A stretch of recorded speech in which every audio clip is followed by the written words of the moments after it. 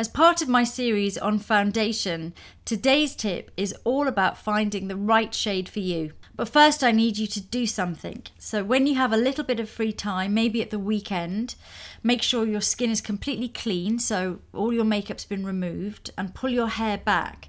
And then have a really good look in the mirror in daylight. And what you're looking for is the different tones within your face, within your neck, how your neck compares to your chest, your shoulders, even your hands, all exposed skin. And what you're looking at is a real overview of all the tones that you have within your skin. This will really help with the next stage of looking to find the right foundation.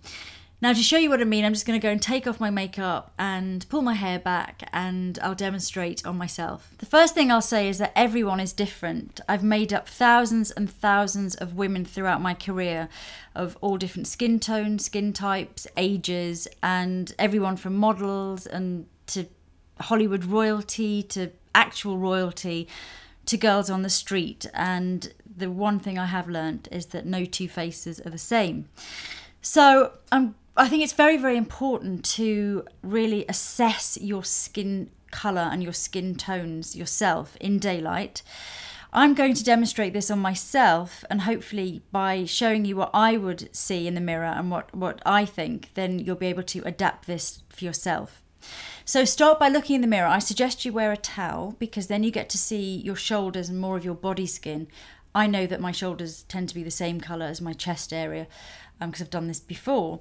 And then just have a really, really good look at the difference in tones between your neck, your chest, maybe your arms, your hands, your face, different areas within your face, and also look at the undertones within those areas. Now, skin's made up of reds, blues, yellows, greens, purples, black, whites, all of these colours together. If you ever watch a painter, an oil painter, paint flesh, paint skin in a picture, you'll see that to get skin tones of whether they're dark or fair, they're mixing together all of those colours to get a realistic skin tone. So skin isn't just pink or yellow or red or blue, it's a mixture of everything, and it's really the percentage of the different colours. Some are more dominant, so some people naturally have more yellow in their skin, a very high percentage of the yellows and the warm yellows and greeny tones, and other people naturally have a higher percentage of the reds and purples and blues, the cooler tones in their skin. And it's very obvious when you look in the mirror. I mean, you might be lucky and be pretty neutral and have this very neutral, even skin tone, and then it's easy. So for me, when I look in the mirror in daylight, I see that my entire face tends to be a shade or two darker than my neck and my body, particularly in certain areas where there's pigmentation. I also notice that I have some redness in my skin around the nose, around the chin area, and I can get, different weather and things, times of year, I can get quite a lot of pinky colours in my skin, in my facial skin. I don't have any of that redness in my neck, my chest, or my body at all. So for that reason, I would never, for example, choose a foundation that had pink undertones. Although they might blend in beautifully with certain areas of my face, when I'd finished doing my face, it would look like two different people. It would look a bit like that game you play when you're a child where you have a different head on a different body. Totally strange, unnatural, and bizarre. So one of the key things is finding some common ground between the face and the body and really bringing those two together so it looks like one person. With that in mind, I find a little self-knowledge goes a long way. So for me, I can see that around my chin and my nose, I have a little bit of pigmentation. And this means that this area of my face is a lot darker than the other areas of my face. I also have a little bit here and here. Now, if I didn't have self-knowledge and I was to go in to buy a foundation and said, okay, I want a neutral foundation, not too red, that matches my skin, I might go for this colour. And you can see how well this colour blends in with my chin and these darker areas of my face. Now, if I was just to look at that, I would think, yeah, that's the perfect foundation for me. However, if I was then to continue and apply this over the rest of my face, So that's the foundation that matched up perfectly to my chin when it's applied all over my face. And you can see immediately that it looks dreadful, like an Oompa Loompa. My hand is completely the wrong shade. It looks strange. My neck is a different colour. My body, it looks very, very unnatural. So I really need to be thinking about not matching up to small areas where there is pigmentation or redness or anything like that. So I think I need to take this off ASAP because it looks dreadful. Okay, so back to normal again. So when you are testing a new foundation, I find that a good place to test, and I often do this when I work with celebrities because sometimes I've never met them before and they'd be like, okay, you've got 45 minutes to do the makeup. So I will look at the back of the jawline and onto the side of the neck. I find this to be a good place to test in the majority of people, not everyone, there's always exceptions, believe me, but it is a good place, I find, because often this side of the neck will have a lot of the undertones of the body, not too far back because it can get really dark, but kind of here where there's sort of this bit of the jaw and going onto the neck, sort of there, because you'll get a lot of the undertones from the body, from the neck, but also this area of the face.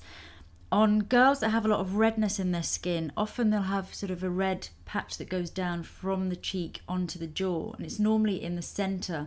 So the area behind that is often more neutral. Likewise with pigmentation. Sometimes you get pigmentation going onto the jaw or onto the neck, whatever, but you'll have an area at the back there where it becomes sort of, again, more neutral. There are obviously exceptions, so people that have acne along the jawline will find that that's not the most neutral area, but they might still want to use the sides of the neck and maybe another more neutral area of the face. And also with very, very dark skins, you often find that the neck can be darker and around the edges of the face can be darker, so you still want to use something that's going to tone in face and body, so neck and chest and face, but at the same time in those sorts of situations you probably would want to, if you're much lighter around the center of your face, with dark skin tones often use a separate maybe lighter shade around the center, or just use highlighter and contour, so you're concealing with a lighter colour that will bring the shape to the face, but at the same time you're still having this fluidity between face and body. So I look at this area and I often find that that is a great starting point for sort of seeing the neck, seeing the face. So if I was to choose, I'll show you the right colour. This is a colour that I would use on my skin. I've gone a bit red now with all this rubbing. You can see how that is a colour that goes really well in to my neck and my face.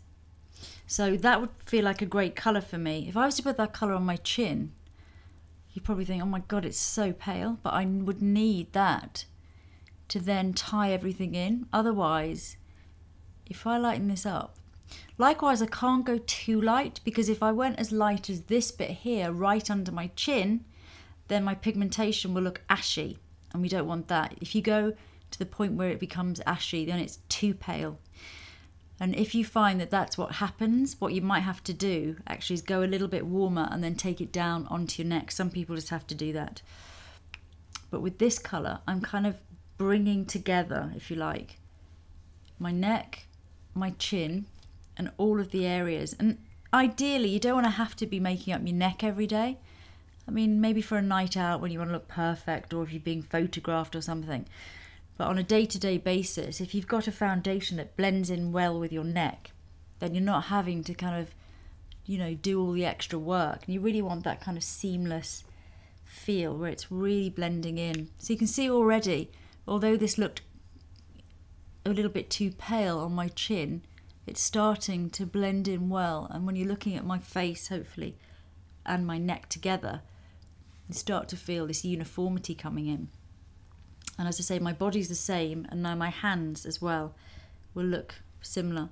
Again, on the sides of my forehead where I do have pigmentation from a little bit of sun damage, it's going to look a little bit pale, but in the centre here, it should match perfectly. Now, I obviously haven't done any concealing yet, but I think that this has done what foundation should do. It's given me a nice even skin tone.